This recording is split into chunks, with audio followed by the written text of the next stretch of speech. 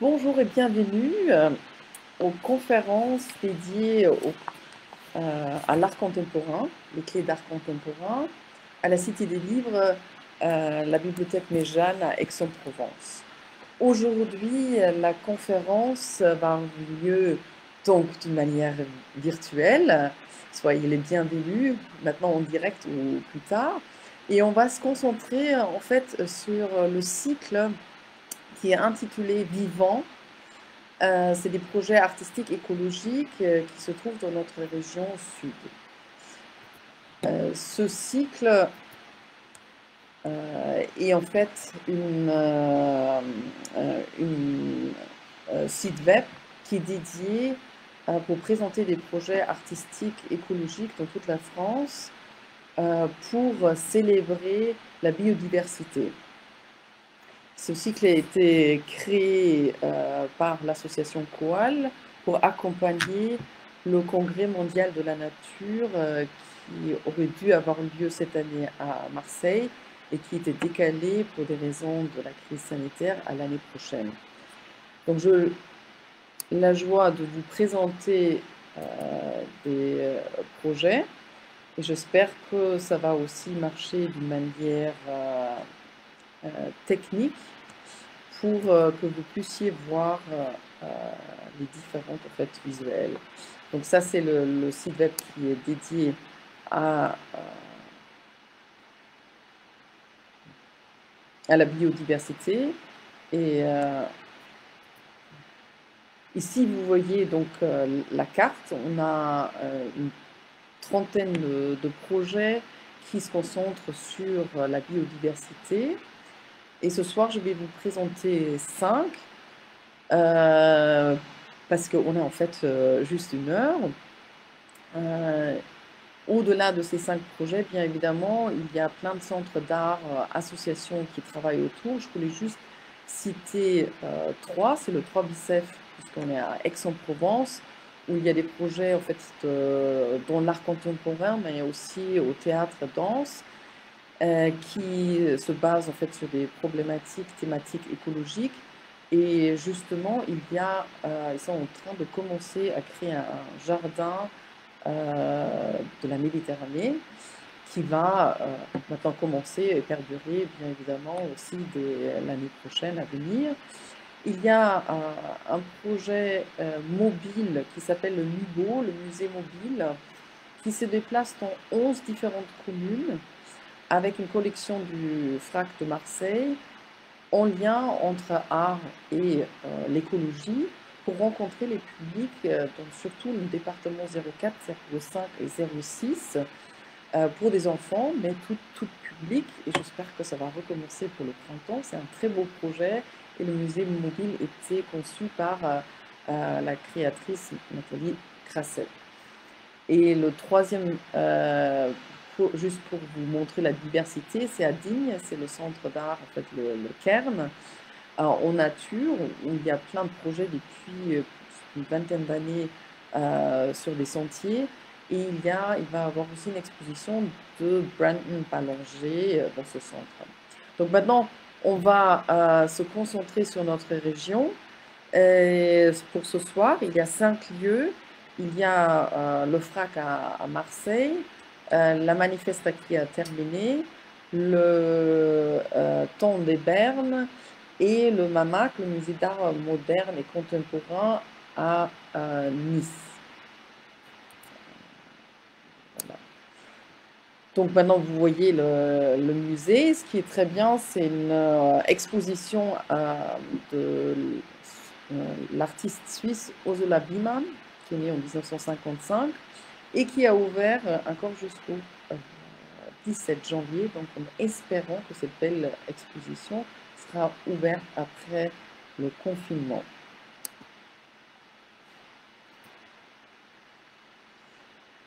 Donc là, au musée, sont montrés en fait 4 de ces projets de vidéo, installation vidéo. Ursula Biemann, elle travaille depuis donc maintenant plus que 30 ans en tant qu'artiste et chercheuse. sur des problématiques en fait, qui ont à voir avec l'écologie, l'environnement, mais aussi la migration. Et moi, pour ce soir, parmi en fait, cette exposition qui est intitulée Saveurs et indigènes, fiction cosmologique, j'ai choisi deux projets. C'est à la fois le projet qui s'appelle Forest Law, la loi de la forêt, et le projet qui s'appelle Acoustic Ocean, qui est ici. Donc ici, vous avez en fait, en entrant dans l'exposition, vous voyez, c'est comme une table de recherche, plein d'objets qui ont servi, des cartes, des livres. Et justement, en fait, ces deux cartes montrent l'endroit où Ursula Biman elle est allée en 2014 pour rencontrer un peuple indigène, des Sarayuca, qui habitent en Équateur. Donc, c'est en fait c'est une région en Amazonie où on a une des plus riches biodiversités dans le monde entier. Et ce que vous voyez sur les deux cartes là, puisque depuis des années 1960, donc depuis presque 50 ans, ces lieux sont exploités surtout par des compagnies pétrolières, mais aussi par agro-industriel, donc toute la consommation, surtout aussi tout ce qu'il y a en fait dans le carnivore. Donc là, vous voyez en fait ce qu'elle a mis en place. On voit comment le peuple, en fait, la civilisation est reculée. Qu'est-ce qui ça a changé par rapport aux plantations, aussi la pollution, etc., etc. Donc l'intérêt de Ursula Biman, c'est juste de faire un état de lieu. C'est pas pour romantiser quelque chose, mais de plonger en fait dans un univers. Et ici c'est l'Amazonie, donc pour voir à la fois la richesse, pour avoir un sentiment, mais ici c'est surtout de montrer comment ce peuple est arrivé en 2010 à avoir auprès du gouvernement bolivien une reconnaissance que cette forêt fait partie en fait de leur culture. Donc c'est-à-dire que c'est pas quelque chose à part, c'est pas un forêt à négocier en termes économiques, mais ça fait à part entière en fait partie de leur culture, c'est-à-dire la manière de vivre, de penser, de toutes les traditions intrinsèques. Et cette reconnaissance d'avoir eu en fait cette possibilité par la Cour et la reconnaissance de gouvernement, et aussi une jurisprudence, dans le bon sens du terme, de dire qu'à partir de maintenant, on peut dire que en fait, un environnement, c'est pas quelque chose, une marchandise, mais c'est quelque chose qui fait partie, cette culture à part entière de l'espèce humaine, mais aussi de toutes les espèces qui sont autour. Et dans ce film, qui dure 34 minutes, qu'elle a fait avec Paulo Tavares, un chercheur brésilien, elle retrace et l'interview des différentes personnes en fait, qui étaient importantes, qui expliquent pourquoi en fait, cet univers est si particulier et est tellement différemment conçu par rapport en fait, à notre tradition occidentale, comment on voit la nature comme quelque chose à part. Donc, il s'agit d'une installation vidéo avec deux écrans où on voit en fait à la fois vraiment toute cette biosphère et chaque fois avec un acteur qui nous explique en fait de quelle manière ils vivent à l'intérieur de cet environnement.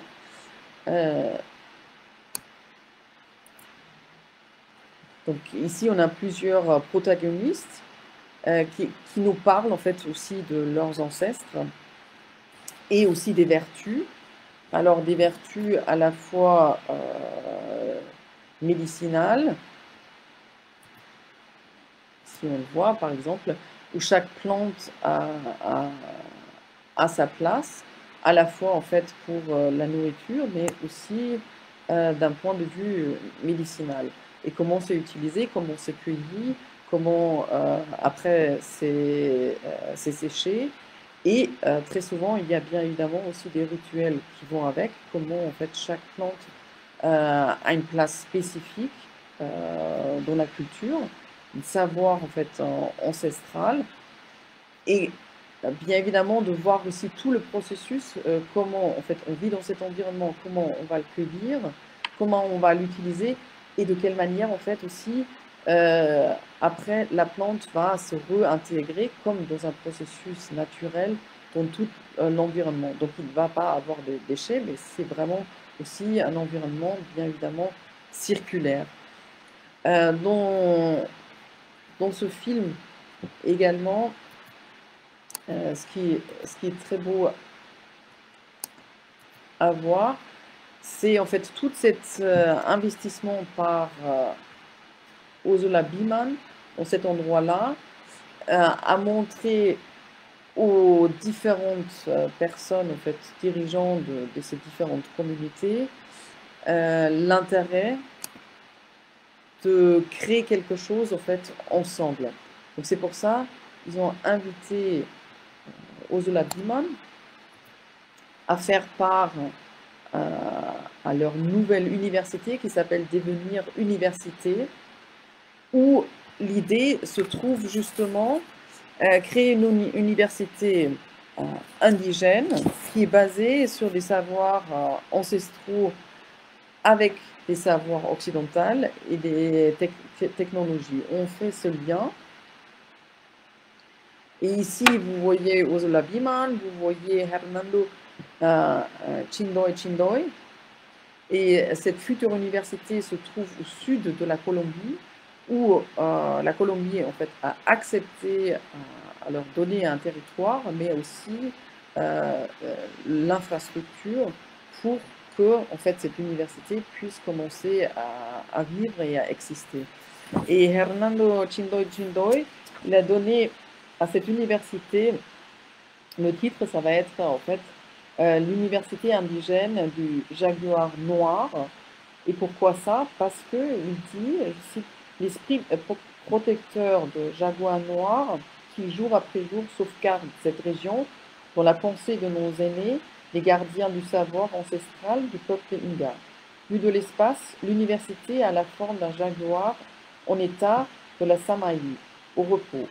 Dans la cosmologie Inga, le jaguar noir est un symbole important de la connaissance, de l'harmonie, de l'infini et à la couleur de la terre qui nous a accueillis et nous donne la vie. C'est pourquoi il est si important que la maison de la connaissance et de la sagesse sur notre territoire soit embrassée par la spiritualité de notre jaguar. En tant que gardien de ces territoires sacrés, stratégiques et emblématiques en termes de richesse bioculturelle et d'écologie politique de la paix. Fin de citation.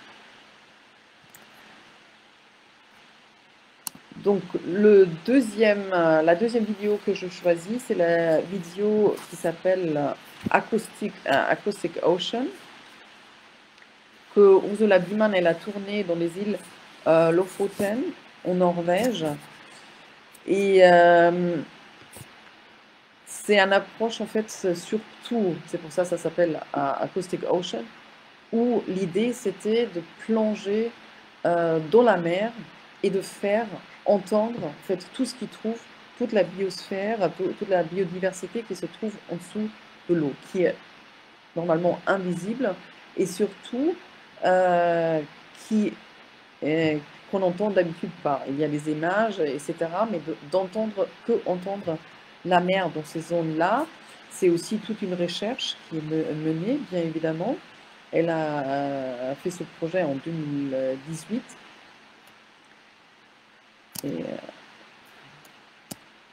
alors ça, c'est l'endroit. Ça, je vous montre juste les différentes techniques qui sont montrées, instruments techniques dans l'exposition.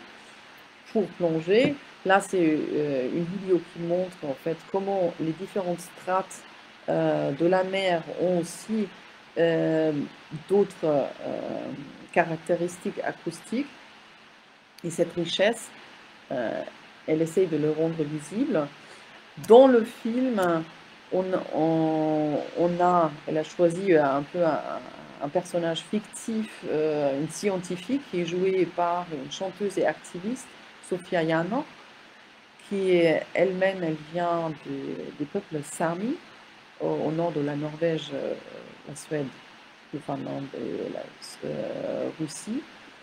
Et aussi pour montrer, bien évidemment, en fait, cette culture qui est due aussi à notre civilisation et le changement climatique, puisque c'est surtout concentré sur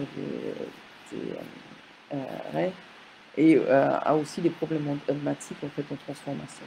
Donc dans ce film-là, c'est un film 14 minutes, on plonge dans cet univers très très particulier qui aujourd'hui, bien évidemment, c'est un peu difficile, il faut s'imaginer et aller voir l'exposition parce que c'est surtout basé sur l'acoustique. Donc de plonger là-dedans et à la fois avoir aussi au fond la musique, puisqu'il s'agit d'une chanteuse Sami, ces chants sacrés au fond, ça nous donne en fait tout un univers complètement à part et particulier qui est caractéristique en fait pour cette région du monde très au nord. Et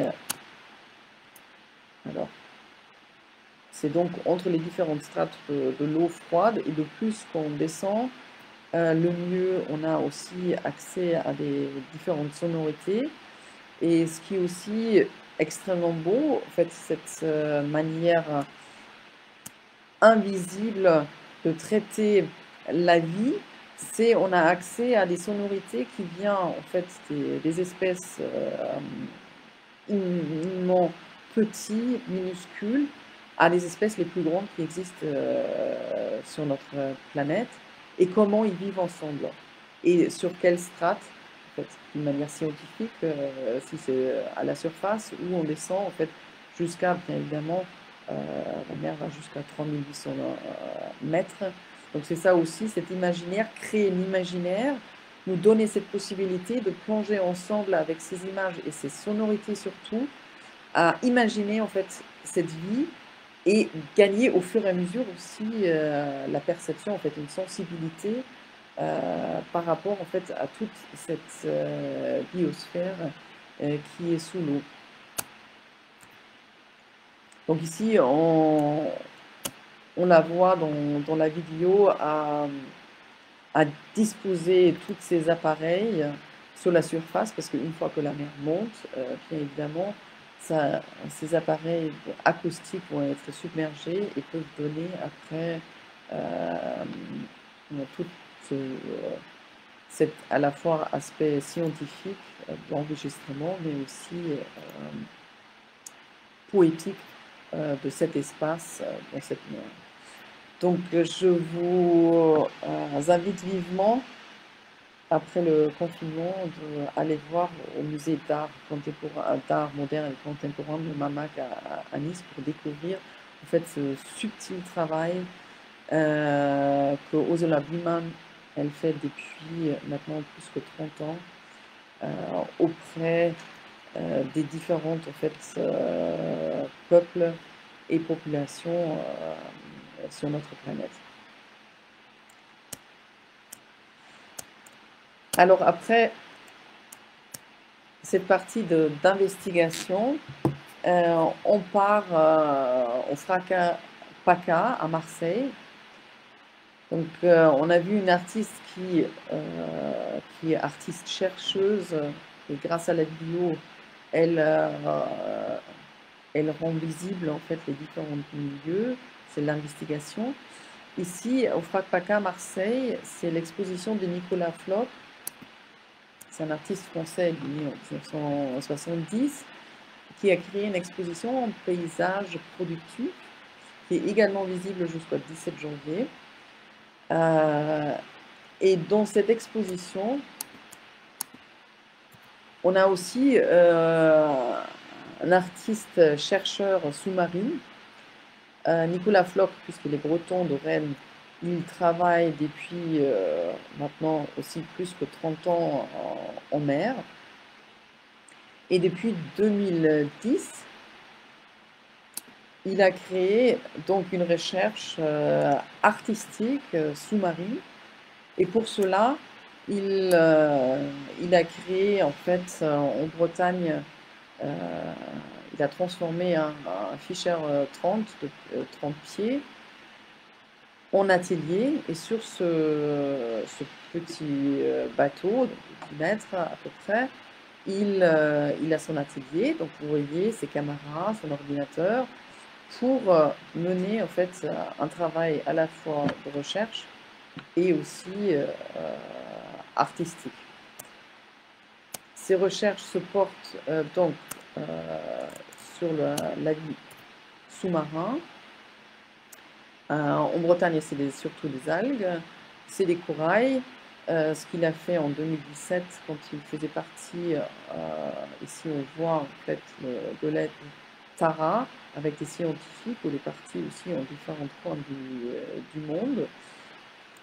Et sa dernière recherche, il a fait dans le cadre donc de cette exposition au Parc des Calanques, ensemble avec la Fondation Camargo à Cassis, où il a parcouru donc pendant presque 2 ans avec un petit bateau pneumatique que vous voyez ici, de 4,80 m, toute la côte, donc 168 km, ce que vous voyez ici, en plongeant à partir de cet endroit pour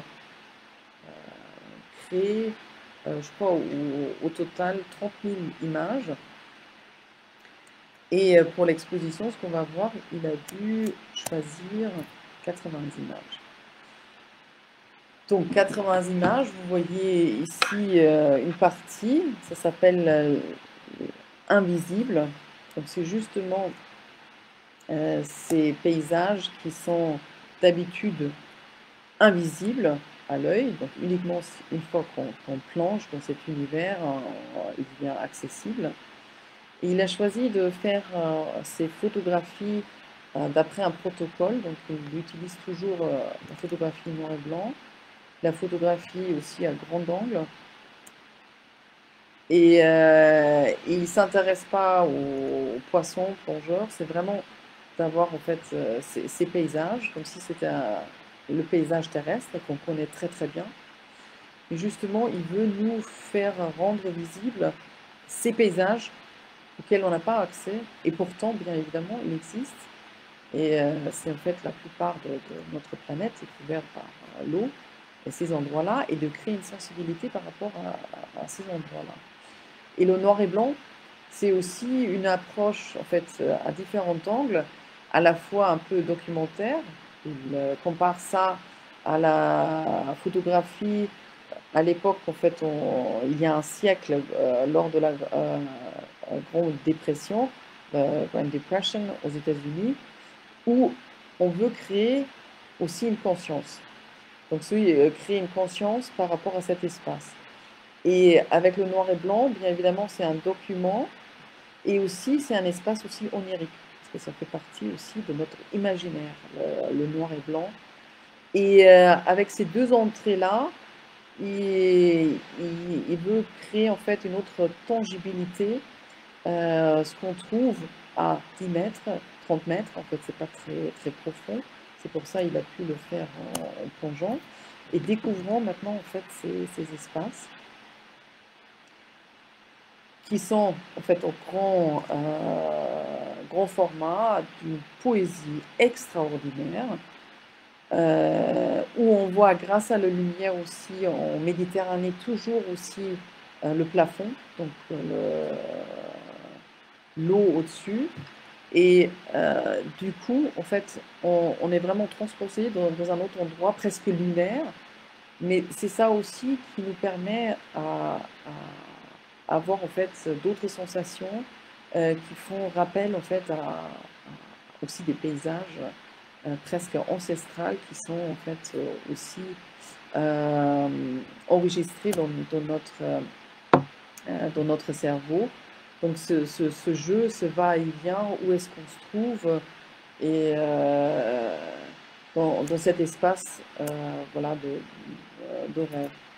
Donc je vous laisse un peu contempler ces images que j'espère que vous pouvez découvrir en vrai lors de cette exposition parce que c'est de grand format et puis dans cet espace qui...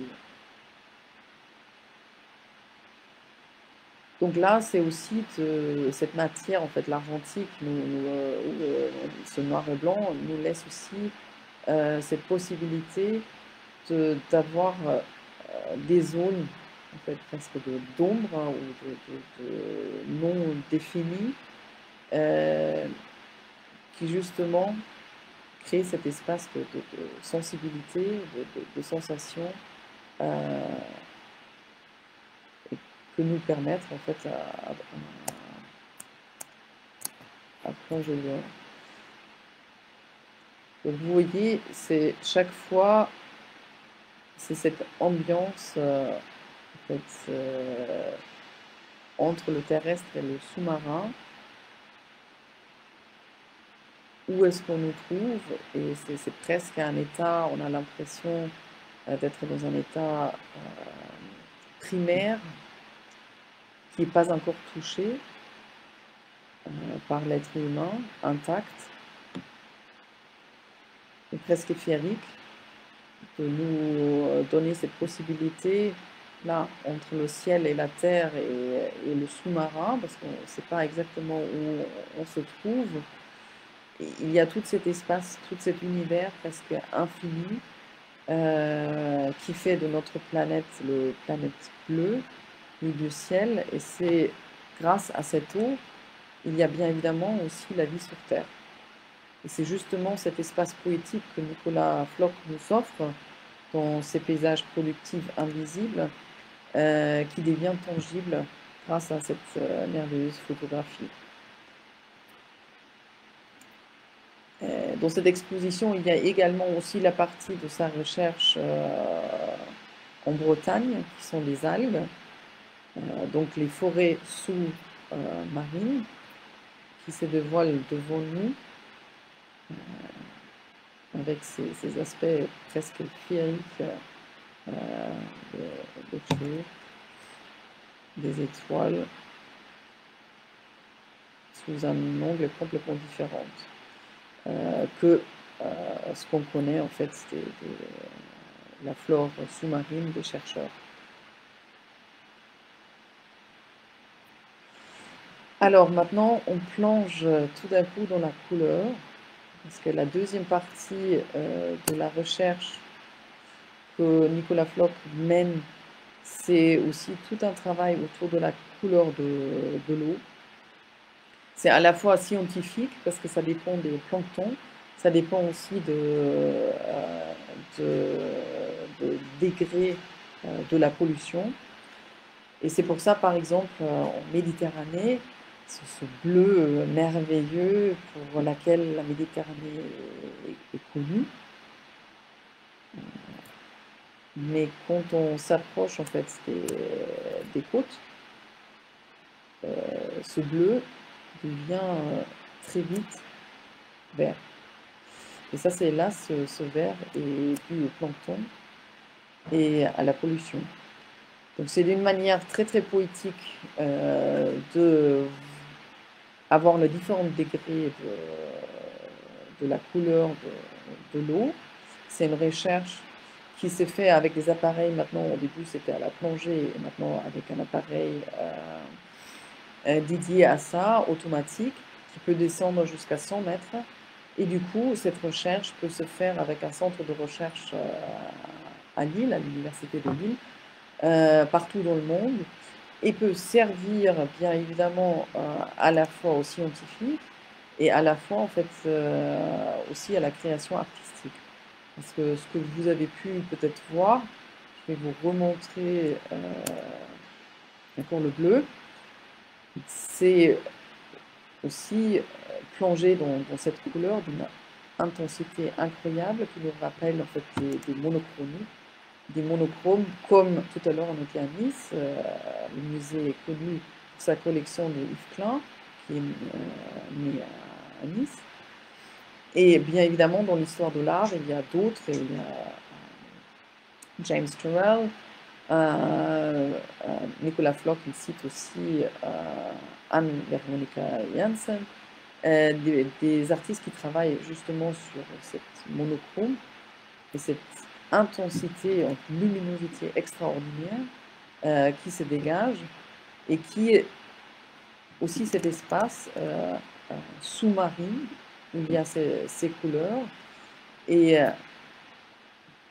dans l'exposition, on voit après aussi tous ces différents niveaux, toute cette palette de l'eau qui se dévoile devant nous comme une palette pure, incroyable, d'une beauté extraordinaire, luminescente. Ici aussi, ce que vous voyez, ils ont choisi aussi au sol un sol reflétant pour augmenter cette vivacité de la couleur. Et bien évidemment, en fait, ce qui est extrêmement beau, c'est de voir de cette manière justement cette beauté de la vie, en fait, de l'espace sous-marin. Et c'est cet espace, malgré le fait que le vert, très souvent, ça dépend des mers, mais la Méditerranée signale aussi la pollution, peut nous donner aussi, inciter en fait à créer une conscience et après aussi créer des outils pour protéger ces espaces vitaux pour toute espèce et pour aussi notre propre espèce. Donc jusqu'au 17 janvier, vous avez la possibilité, j'espère, de voir cette exposition. Maintenant, on se lance, on continue à Marseille, à la Vieille Charité, où s'est tenue en fait l'exposition Ruche de Abraham Pancheval. Et là, on se trouve avec un artiste, où c'est un artiste performeur, qui, donc avec son propre corps, explore des différents espaces. Donc, cette exposition à la Vieille Charité a eu comme particularité de démontrer en fait le processus de travail de Abraham Pancheval. Alors, il y a 3 ans, lors d'une conférence ici à la Méjane, j'ai présenté son projet Giro Vague, avec lequel en 2011-2012, Abraham Pancheval, c'était une rondelle de, je crois, un diamètre de 6-7 mètres, qui était un petit habitable tout rond, et qui poussait en fait sur un chemin de 300 km entre Digne-les-Bains, traverser les Alpes jusqu'en Italie. Et où il a pris en même temps, c'était un objet dans lequel il pouvait dormir, qu'il poussait comme un Sisyphe, et où il pouvait prendre des photos. Et il rencontrait en fait très très peu d'hommes, mais en fait surtout des animaux. Et d'où est venu, c'est pour ça ce que vous voyez ici, est venue l'idée pour la performance L'Ours, qu'il a tenu en 2014 au musée de la Chasse. Donc vous voyez maintenant en fait une installation. Donc l'idée, vu que sur ce chemin, donc en 2011-12, c'était surtout des animaux qu'il a croisés, il a pensé en fait à l'animal, le plus mythique, c'est l'ours de notre mythologie. Et du coup, il s'est installé en 2014 au musée de la chasse et de la nature à Paris. Comme vous voyez ici, pendant 13 jours. Pendant 13 jours, il était à l'intérieur de cet ours, il vivait, il mangeait, il faisait tous ses besoins. Et ce premier voyage interne à l'intérieur, en fait, de se connecter avec un animal, comme un mythe, sans bouger, sans fermer, lui a permis en fait de faire un nouveau lien par rapport à lui-même et surtout aussi à cet animal. Qu'est-ce que cet animal euh, veut dire pour lui, bon, à part de notre mythologie. Et cette exploration, en fait, surtout interne, a fait bouger énormément de choses. Donc, l'immobilité, cette expérience a permis, en fait, à atteindre d'autres états de perception pour lui, grâce à ce lien extraordinaire avec cet animal, certes qui est déjà mort, mais qui était bien évidemment encore très très présent dans cette performance. Donc c'est la manière avec laquelle Abraham Poincheval, cette fois-ci, en fait, l'artiste, il fait le lien avec le vivant en s'intégrant, en fait, jour et nuit, complètement. L'œuvre est, comme pour tout performeur, tout ce qui se passe autour, tout ce qui se passe pendant ces 13 jours à l'intérieur. Il fait à partir intrinsèquement en fait, de cette œuvre, lui, il devient en fait œuvre avec tout ce qu'il a autour. Et ce qui est très intéressant dans l'exposition qui était montrée à la Vieille Charité, c'est qu'on a en fait des papiers, des dessins pour découvrir enfin le processus, de ne pas juste avoir quelques photos ou, si on a la chance d'y être personnellement, mais de voir le cheminement de l'idée où on va.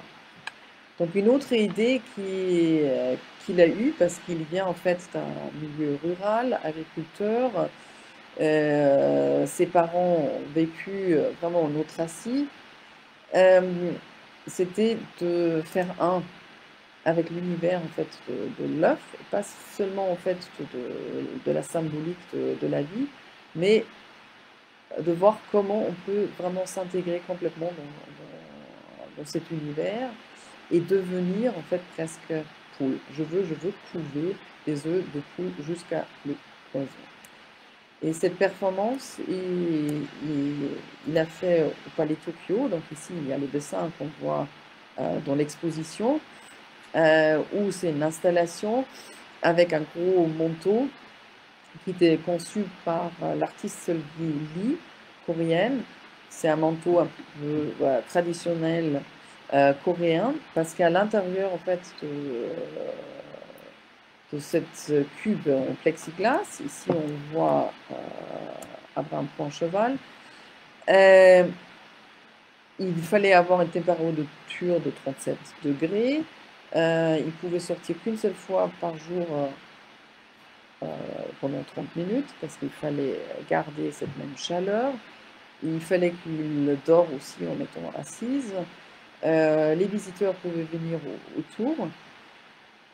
Et donc ça a créé aussi un univers totalement nouveau pour lui, qui me rappelle personnellement bien sûr aussi des performances comme il a fait Joseph Beuys en 1974, I Like America and America Likes Me, aux États-Unis, en fait à New York, où il s'est enfermé pendant 4 jours avec un coyote. Donc c'est ce lien direct avec le vivant, c'est pas un jeu, bien évidemment c'est à chaque fois un test pour lui-même jusqu'où il peut aller, qu'est-ce qu'il peut découvrir et aussi est-ce que c'est possible ce risque. Et en fait c'était possible. Au bout de 26 jours il y a la vie qui est née, donc un premier poussin qui est sorti lors de cette installation qui avait lieu en 2017 au Palais Tokyo. Donc le dernier challenge de vie de Abraham Poincheval, c'est maintenant de créer un espace et de vivre pendant 13 jours avec les abeilles. Donc ici on le voit en préparation de l'exposition qui avait eu lieu à la Vieille Charité. de dessiner cet univers. Qu'est-ce qui le fascine? C'est aussi une manière de s'approcher de cette espèce, à part qu'après ça va être le vivant, de l'étudier, le cycle de vie. On va voir ça ici. Donc les différentes cheminements. Après aussi, ce qui l'intéresse avec les abeilles, c'est leur manière de vivre, la société. Et surtout, comment, en fait, lui, il peut s'intégrer dans cet espace. C'est aussi pour lui, vu que les abeilles ont, si c'est le miel par le propolis, une manière, en fait, c'est bénéfique pour aussi l'être humain, dire de quelle manière, en fait, il peut s'introduire, vivre, devenir, faire partie, qui va faire aussi une partie de risque. Et donc, il avait aussi cette installation dans laquelle il va s'incruster probablement au 21 pour faire un avec des abeilles. Et dernière chose, c'est juste pour vous faire voyager dans cet univers. C'est pas seulement en fait le vivant, l'animal, et l'enfermement, mais c'est aussi l'espace. Et un de ses rêves qui sont venus justement lors de ses performances d'enfermement, c'était cette idée, une fois elle est devenue physiquement ce qu'il a ressenti en fait à l'arc-en-ciel, qui est extrêmement beau et poétique, c'est de son rêve de marcher en fait, sur des nuages. Et je vous laisse juste contempler. C'est une performance qu'il a fait pendant 8 jours dans le Gabon. Et finalement, il voulait faire ça en direct, mais ce n'était pas possible. Donc c'est devenu un très très beau film. Mais là aussi, comment cette matière, non-matière, qui est l'air, et devient palpable, quelque chose qui est protectrice. On a besoin bien évidemment des nuages qui nous protègent du soleil. Comment en fait on peut le rendre tangible d'une manière poétique. Voilà, c'est ce très très beau film qui était aussi projeté à la Vieille Charité, où il flotte entre la terre et le ciel, en bas, accroché à 10 mètres dans une montgolfière, où il joue de la musique comme un vagabond de cette espèce. Et là encore aussi, il était accompagné par des aigles, et en dessous, il y avait aussi des animaux. Donc, il y a eu aussi un nouveau rapport flottant entre toute l'hémisphère, en fait, l'air, les nuages et les animaux. Maintenant, on saute dans la réalité. Alors ici, c'est le projet du bureau des guides GR 2013. C'est un projet participatif autour l'étang de Berre et qui est intitulé le Pampa Rigust. C'est un mot provençal et qui veut dire en fait un lieu lointain. Et cette recherche en fait a commencé en 2015. Ce que vous voyez ici, c'est une carte qui était éditée en 2015 par Michelin, et sur lequel donc vous avez Marseille, Toulon, Aix-en-Provence, et l'étang de Berre n'est pas visible. Donc ils sont oubliés de le mettre. Et ça, c'était un peu le point de départ, de dire qu'est-ce que c'est ce lieu qui était oublié, qui se trouve devant nos portes. Et c'est devenu en fait le projet Expédition Pampa Rigust, qui est aussi un lieu, veut dire aussi un lieu lointain, là où il y a des fées.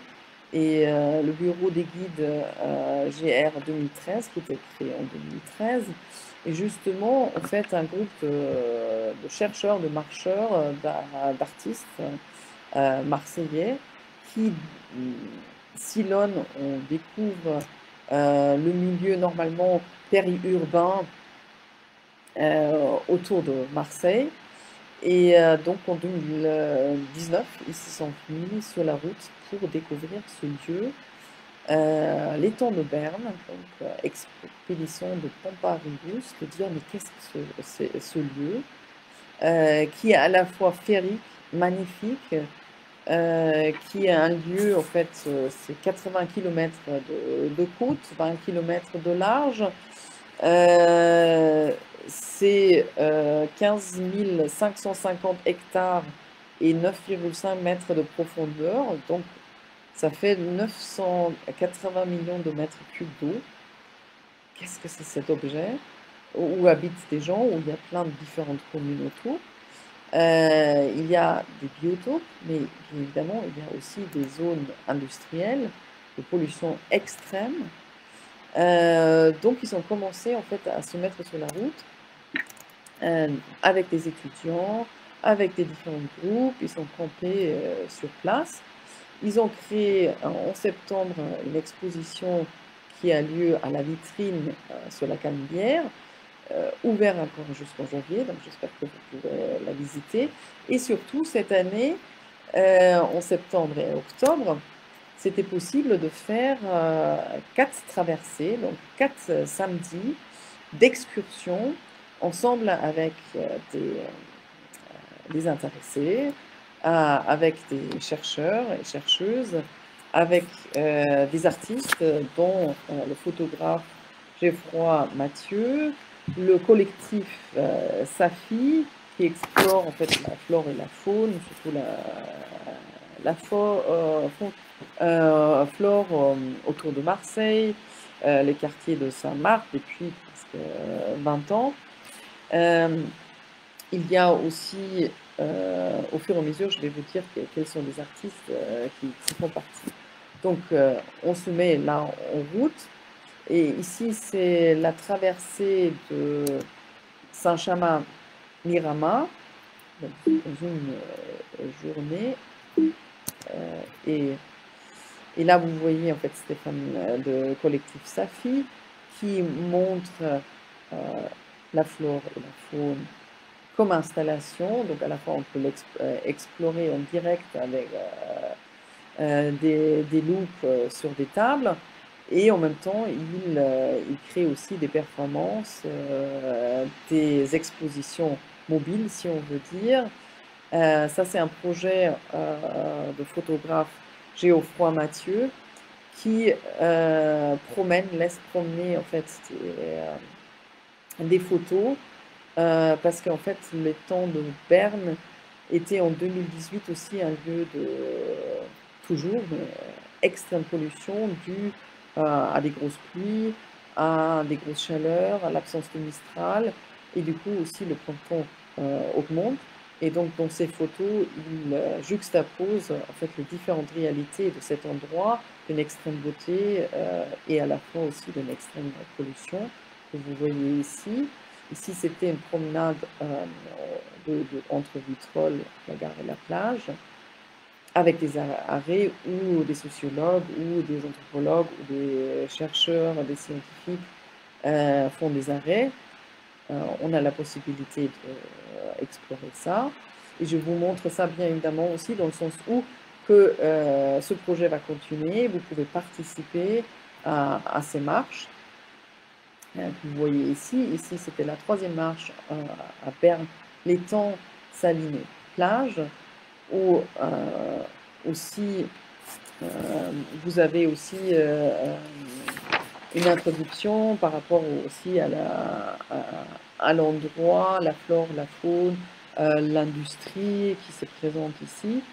Et ici, vous avez, à part le collectif Safi et le photographe Geoffroy Mathieu, Camille Goujon. Et elle, par exemple, elle a travaillé aussi, entre autres, avec les cartes postales. Ce que ça a été, c'est l'attrait de Berne. L'étang, dans les années 60, quand on a créé des villes nouvelles, industrielles, on a fait la promotion et les cartes postales pour démontrer cet espace qui, bien évidemment, ont fortement changé. Et c'est peut-être plus du tout ce qu'on cherche aujourd'hui, l'espace de vivre. Donc ça aussi, l'imaginaire, ce qui est beau, ce qui est le futur, ce qui le conforte.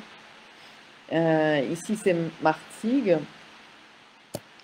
donc la gare de Martigues, où on part, c'est la quatrième marche qui était faite, où il y avait un arrêt donc musical, si on veut dire, avec la vibraphoniste Melissa Acchiardi, qui s'est arrêtée, a donné un concert, et à la fin, il avait aussi un autre concert, donc la marche continuait, et au bord de mer, il y avait un autre concert de Christophe Modica et Stéphane Coutable. Donc c'est comme ça, il se déroule en fait ces marches avec des arrêts artistiques. De nouveau le projet de Geoffroy Mathieu, et avec des merveilles à découvrir. C'est surtout Dahlia du collectif Safi qui fait toujours découvrir la flore et la faune, aussi comestibles, etc., qui s'y trouvent. Donc, je vais terminer avec le dernier projet qui faisait partie de la Manifesta 13, qui avait lieu en septembre-octobre et là pas au mois de novembre à Marseille et la région. C'était 6 chapitres, et un chapitre était intitulé Le parc, le corps liquide, devenir le corps liquide. Et ici, vous trouvez le projet, les sculptures de l'artiste Ali Cherri. C'est un artiste libanais qui travaille autour des objets, aussi qui questionne en fait quel statut on a l'objet dans notre civilisation, et quelle civilisation. Et lui, il a présenté son projet Les Gardiens du Portail au musée de Beaux-Arts de Marseille, donc au Palais Longchamp. Et ce qui l'intéressait, ce qui était très beau de dire, l'exposition avait lieu à la fois au musée naturel, histoire naturelle, qui est de l'autre côté, et aux Beaux-Arts. Il a dit en fait, ces deux musées ont rien en commun, parce que dans notre culture occidentale, la nature est très clairement en fait divisée par rapport à la culture. Et c'est justement en fait cette problématique qui, entre autres, bien sûr, Bruno Latour démontre très fortement, de dire c'est notre problème aujourd'hui dans l'anthropocène, dans la période où on vit, qu'il faut qu'on recrée cette conscience qu'on fait partie d'un tout et que c'est pas séparé. Et lui, il a donc créé des totems qui existent dans toute culture, à travers en fait des objets qu'il cherche à différents endroits avec différentes vies, qui nous peut faire rappeler des cultures indigènes, mais il se mélange et aussi là pour que nous donner la possibilité de plonger dedans, de créer en fait un nouveau lien entre différentes cultures et entre aussi cette nature et notre culture. Et ces totems, bien évidemment, sont normalement des gardiens, ils protègent, ils accueillent, ils peuvent aussi faire peur à d'autres. Et il a créé dans ce sens-là ces sculptures. Cette sculpture était créée Tigre nourri par le corbeau, d'après le tableau Élie nourri par corbeau de Giovanni Lanfranco, qui est au fond à gauche du musée. Donc c'est un tableau baroque.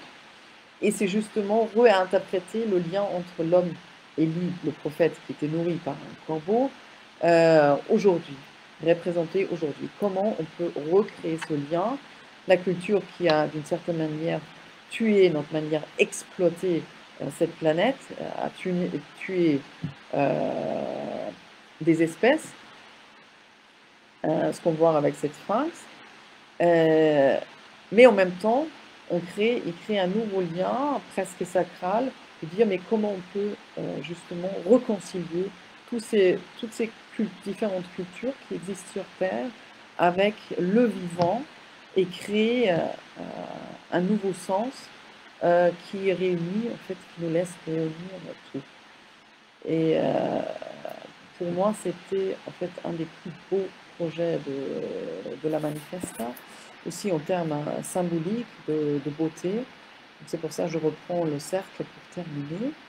Et je vais terminer, puisqu'on est à la Méjane, et la Méjane, c'est une formidable bibliothèque, centre culturel, la Cité des Livres, avec un livre de Baptiste Morisot, Manière d'être vivant, parce que dans ce livre, c'est justement l'idée de dire, on vit aujourd'hui, c'est pas seulement l'anthropocène, mais il appelle cette période, c'est la crise de sensibilité, et comment justement on pourrait recréer un lien à toute la biodiversité, de ne pas dire d'un côté il y a une espèce et de l'autre il y a 10 millions d'espèces, mais ce lien peut se faire au fur et à mesure si on plonge dedans.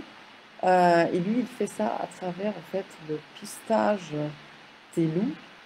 Et il nous laisse au fur et à mesure plonger dedans avec lui pour comprendre en fait cet animal et aussi sa biosphère dans laquelle il vit, pour nous redonner un sens aussi à nous et redécouvrir aussi une sensibilité qu'on a peut-être aussi perdue. Et je vous invite, donc on a actuellement le confinement, mais on a 1 heure chaque jour à, à découvrir là où vous êtes. Est-ce que c'est en nature, on suit une nature? C'est pas seulement la nature, c'est aussi son proche. On peut découvrir en fait le vivant là où on est. Et d'ailleurs, c'est ce qu'il disait Marina Abramovic aussi, une grande artiste performeuse, à ses étudiants. Elle a dit, plus important encore que regarder l'art, c'est de prendre 1 heure pour se mettre face et à l'intérieur de la nature, donc par exemple une cascade.